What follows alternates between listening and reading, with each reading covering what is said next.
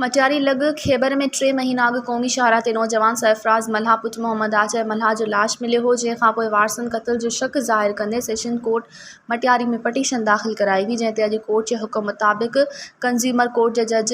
फ़हद अहमद कलोड़ो ऐं डॉक्टरनि जी टीम साण करे नौजवान क़ब्रकुशाई कराई हुई, जंहिंमें कंज़्यूमर कोर्ट जज जी निगरानी में डॉक्टरनि जी मेडिकल बोर्ड जे chairman doctor Waqas Shaikh, police surgeon Hyderabad doctor Qurban Ali Shah, Waheed Ali Nahiyoon, additional medical superintendent Liaquat university Hyderabad doctor professor forensic medicine LUMHS Jamshoro, member doctor Raheel Khan, assistant professor pathology LUMHS Jamshoro जी निगरानी में कई वई।